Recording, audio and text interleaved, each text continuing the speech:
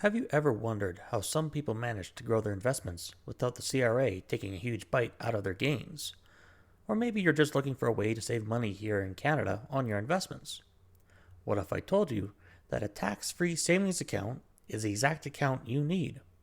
Let's break down exactly what a TFSA is, why it's an absolute game changer for your money, some things to watch out for, and most importantly, how you can start using one to build serious wealth.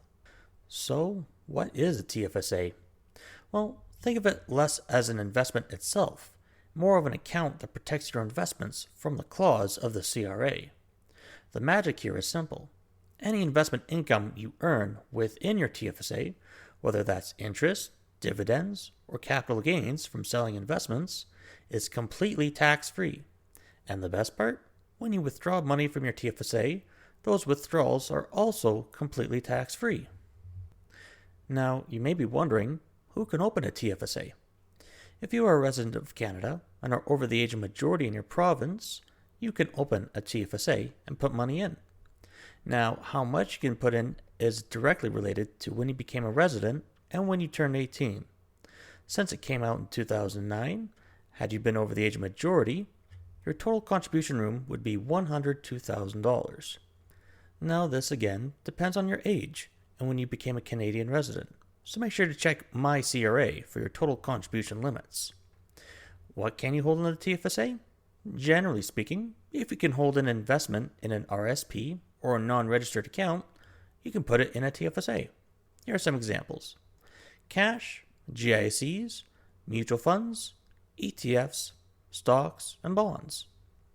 Now, RSPs and TFSAs don't act the same way, but that's a topic for another video. Just know that the investment options for both are identical. Pros of a TFSA. First, your investments grow tax-free and can be withdrawn tax-free as well.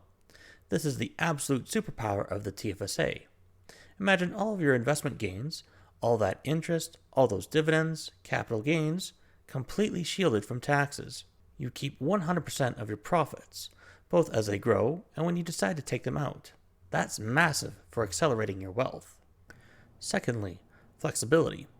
Unlike some other registered accounts, there are no restrictions on how you use the money once you withdraw it from your TFSA. Need it for a down payment on a house? Want to buy a new car? Or maybe fund a dream vacation? Go for it. The money is yours, tax-free. Now, if you make a withdrawal in any given year, that withdrawal amount is added back to your contribution room at the beginning of the following calendar year. That means you don't permanently lose that contribution room. Thirdly, it's ideal for a variety of financial goals. Because of the flexibility and tax-free nature, the TFSA is perfect for short-term savings, medium-term goals, and long-term retirement savings. Fourth, there is no minimum income required to contribute. Unlike RSPs, where you need earned income to generate contribution room, anyone 18 or older with available room can contribute to a TFSA. It's great for students, part-time workers, or those with fluctuating incomes. And finally, estate planning benefits. TFSA assets can be transferred to a spouse or common law partner upon death without any tax implications if designated properly. It's a nice way to ensure your loved ones benefit from your tax-free growth. Cons of a TFSA. While TFSAs are powerful investment accounts, they still have some drawbacks. There are a few things you need to be aware of. First, and this is important, there's no tax deduction for contributions. With an RSP, you get an immediate tax break when you contribute, which can be a nice bonus. With a TFSA, you don't get that upfront deduction. The tax benefit comes on the growth and withdrawal side. Secondly, and this is another big one, contribution limits. The government sets these limits, and while they carry forward, you absolutely must know your available contribution room. Over-contributing to your TFSA can result in penalties. You can be taxed 1% per month on the highest excess amount in your account for that month. So, before you contribute, make sure to check your CRA account to find out how much you can put in. Third, for some very specific scenarios, it might not be ideal for extremely high income earners approaching retirement. If you expect to be in a much lower tax bracket when you retire than you are now, an RSP's upfront deduction and deferred taxation might be more advantageous. If you're retired and are still in a very high tax bracket, the TFSA is still king, as it doesn't affect your income and won't have adverse effects on your CPP or old age security. And finally, a minor point for most, but worth mentioning, is foreign withholding taxes. If you hold certain foreign investments that pay dividends within your TFSA, some countries might still levy a withholding tax on those dividends before they even hit your account. It's usually a small percentage, but it's something to be aware of for advanced investors. How to use a TFSA effectively. So now you've decided that a TFSA is what you want.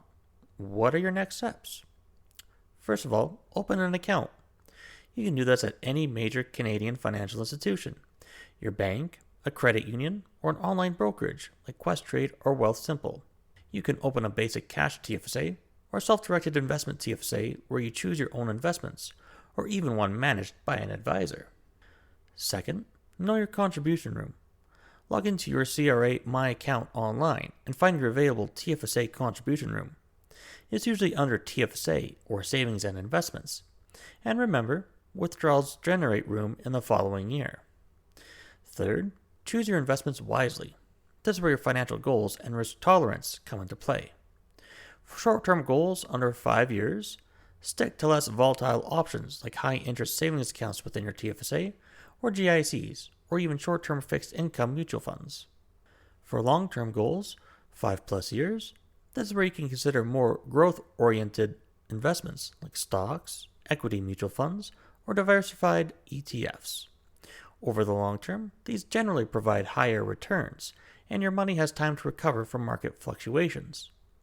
For steady income, if you want consistent income, look at mutual funds that focus on fixed income securities or dividend stocks. If you aren't sure, talk to a licensed professional on what may be best for you. Step 4. Maximize your contributions if possible. Once you know your room, try to contribute as much as you can. Even small, regular contributions add up thanks to compounding. Consider setting up pre-authorized contributions from your bank account to your TFSA every payday. This is a fantastic way to pay yourself first and automate your wealth building. Finally, review and adjust. Your financial life isn't static, and neither should your TFSA strategy. Periodically, review your investments to ensure they still align with your goals and risk tolerance. Rebalance your portfolio as needed, and stay informed about any changes to the annual TFSA contribution limits. Common TFSA mistakes to avoid. To wrap up the how-to, let's quickly hit on some common mistakes people make with their TFSAs so you can avoid them. Over-contributing. As mentioned before, the CRA will penalize you for over-contributing. Make sure you stay within your contribution limits. Day trading or running a business within a TFSA. While you can buy and sell stocks, the CRA doesn't want you actively running a business inside your TFSA.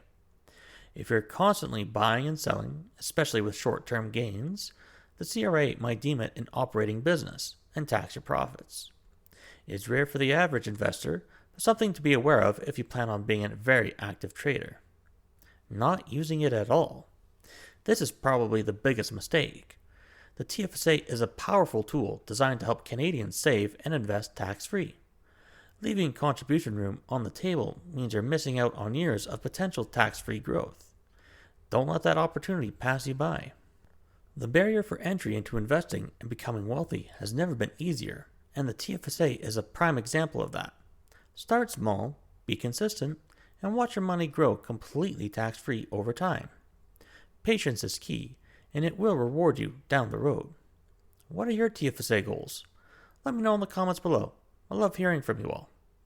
If you found this video helpful, be sure to like and subscribe to the channel. You might also want to check out my other video breaking down the difference between single stocks and index funds, or perhaps my video on how to earn your first $100,000. Thanks for watching, and I'll see you in the next one.